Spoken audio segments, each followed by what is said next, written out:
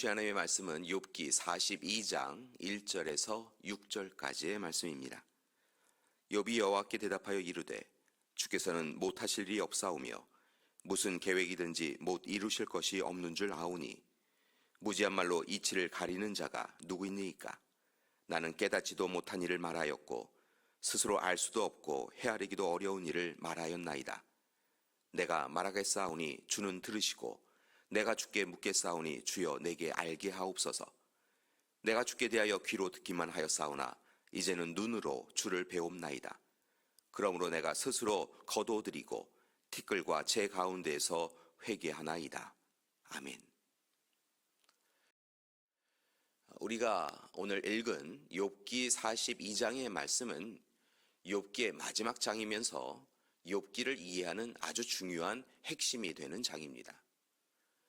우스 땅에 거주하며 온전하고 정직하여 하나님을 경외하며 악에서 떠난 자, 의인 중에 의인이라고 불렸던 욥은 어느 날 가족, 재물을 모두 다 잃고 고통의 현실 가운데 던져집니다.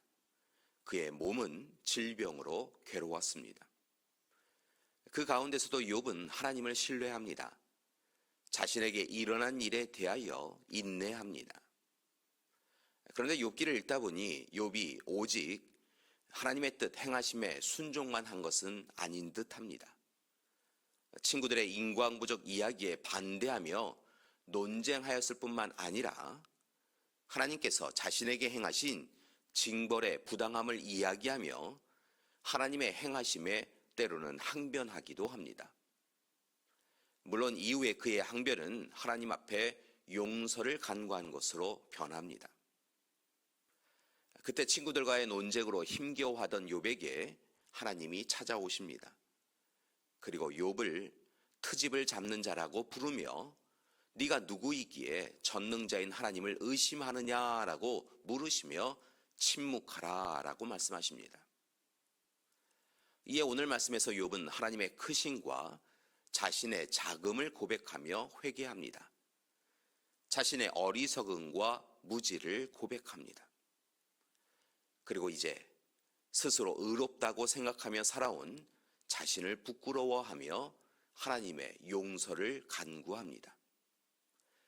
잘 알지도 못하면서 하나님의 크고 놀라우신 계획과 인도하심을 자기 뜻대로 재단하려고 하였던 그 모습을 돌이키기 원합니다. 이런 그의 깨달음은 그에게 나는 깨닫지도 못한 일을 말하였고 스스로 알 수도 없고 헤아리기도 어려운 일을 말하였나이다 라고 말하며 자신의 부정한 입술과 행동을 고백하도록 이끕니다. 그리고 이제 하나님 앞에서 온전한 존재가 되었습니다. 생각해보면 욥은 의인이었지만 그도 하나님의 생각과 뜻을 자신의 기준으로 재단하는 위험성을 가지고 있었습니다. 즉 하나님도 자신을 의롭다고 인정하셔야 한다라고 스스로 생각하였다는 것입니다. 그러므로 이 시간 42장에서 하나님 앞에 내가 주께 대하여 귀로 듣기만 하였사오나 이제는 눈으로 주를 배옵나이다 라고 하며 자신의 무지를 고백한 것은 이제 욥이 세상의 기준, 사람의 기준을 뛰어넘는 하나님의 기준에서 하나님이 기뻐하시는 존재가 되었음을 이야기해 주는 것입니다. 그렇게 그는 비로소 하나님을 온전히 뵙습니다. 그리고 마치 예수님께서 하나님을 향하여 제 뜻대로 하지 마옵시고 아버지의 뜻대로 하시옵소서라고 기도하였던 것처럼 절대적인 순종으로 하나님 앞에 나아갑니다. 교회 여러분, 욥기 42장은 우리에게 고난과 고통이 어디에서 시작하였는가라고 하는 것을 알려주지는 않습니다. 그래서 오히려 친구들의 인과응보적 사고, 죄를 범하여 벌을 받는다라고 하는 것이 우리의 고난의 이유를 명확하게 알려주는 듯합니다.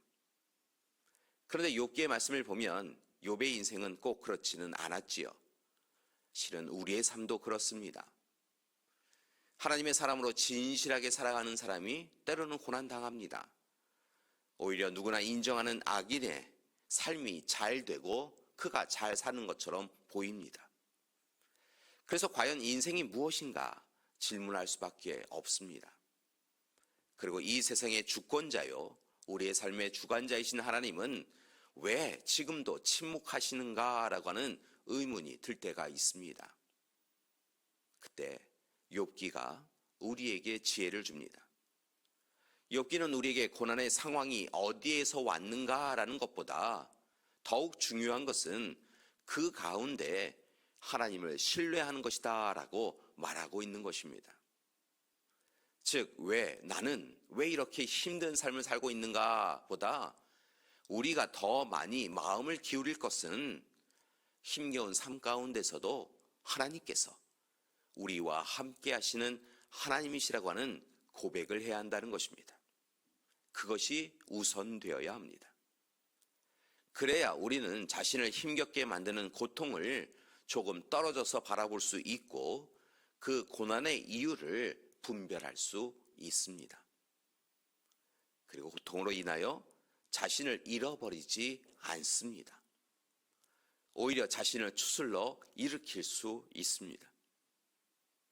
왜냐하면 문제보다 크신 하나님께서 우리와 함께 하시기 때문입니다. 우리가 죄로 인하여 죽음에 이르는 고통을 안타깝게 여기셔서 예수님을 보내주신 하나님께서 우리를 그냥 두실 분이 아닌 것을 알기 때문입니다. 따라서 교회 여러분, 혹 오늘 이 시간 욥처럼 움켜잡았던 것들을 놓쳐버리고 소망하였던 것이 절망으로 바뀌고 모든 관계마저 끊어져서 홀로 있다고 생각하는 시간에도 더욱 하나님을 믿고 하나님을 바라보시기 원합니다. 그때 하나님께서 우리와 함께해 주실 것입니다.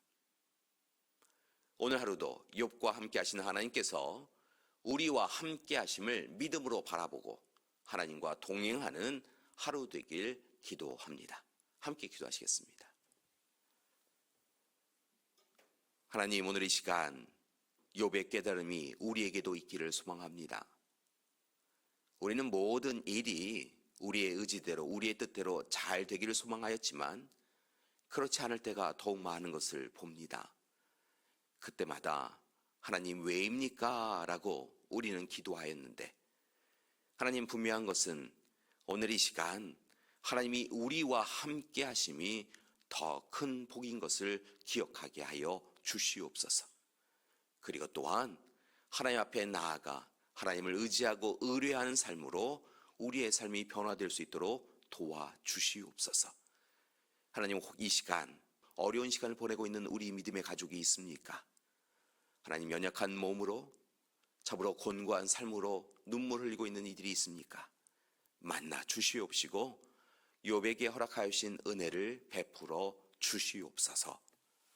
이제는 우리 주 예수 그리스도의 은혜와 하나님의 사랑하심과 성령님의 도우시는 귀한 역사가 오늘 이 시간 하나님이 하나님이심을 고백하며 하나님만 바라보며 살기로 작정하는 우리 믿음의 가족들 위해 지금부터 영원토록 함께 하시기를 간절히 축원하옵나이다.